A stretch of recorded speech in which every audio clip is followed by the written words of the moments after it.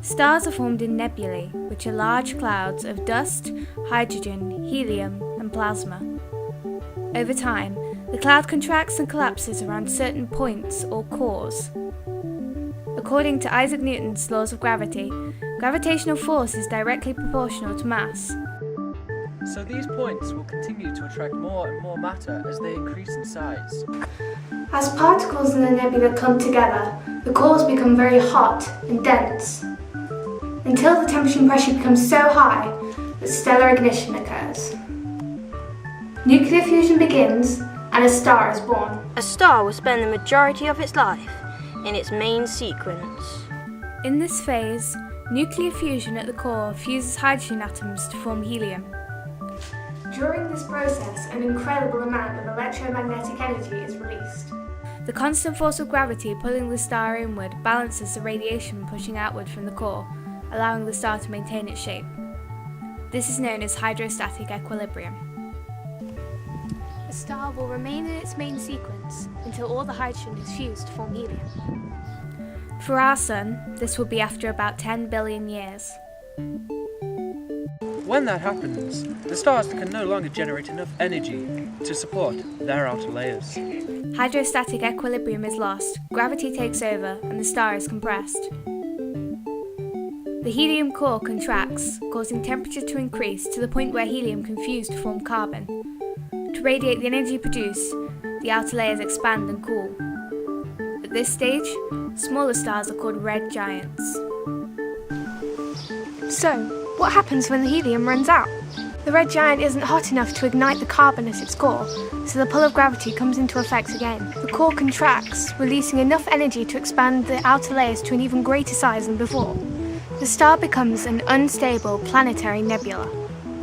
Planetary nebulae actually have nothing to do with planets, but were named so because early observer William Herschel thought they resembled blue-green planets like Uranus. The star then ejects its outer layers to form a white dwarf surrounded by an expanding shell of gas. There are no nuclear reactions going on in white dwarfs. As a result, they depend on stored energy for heat and light. When this radiates away, they will cool down and become cold, black dwarfs. Let's go back to our main sequence star. What happens if the star is tens, hundreds of times larger than our Sun? Instead of becoming a red giant, it becomes a red supergiant. These are the largest known stars in existence, and when these stars run out of helium, carbon is fused to oxygen, and these reactions progress as heavier and heavier elements are fused. As different fusion reactions occur, the supergiant varies in size, swelling and contracting over time. When a red supergiant finally exhausts its nuclear fuel, the star will collapse. Mass flows into the core. Having gained so much mass that the core cannot withstand its own weight, the core implodes. The only thing able to resist the gravitational force is neutrons, which stop the implosion. As matter bounces off the star's core, a Type II supernova occurs. The central region collapses so much that protons and electrons combine to form neutrons, forming a neutron star. Neutron stars have a diameter of only 20 kilometers. 1 teaspoon would weigh 1 billion tons. If the core of the collapsed supergiant is more than 5 solar masses, 5 times that of our Sun, then not even neutrons can stop the collapse. The core completely falls in on itself, creating a black hole.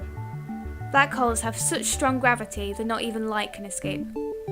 After the Big Bang, the only elements in the universe were hydrogen and helium. All the other elements were originally formed in stars. This planet and everything on it was originally nothing more than the remnants of a supernova. So, in a way, we're all essentially stardust. And I think that's kind of cool.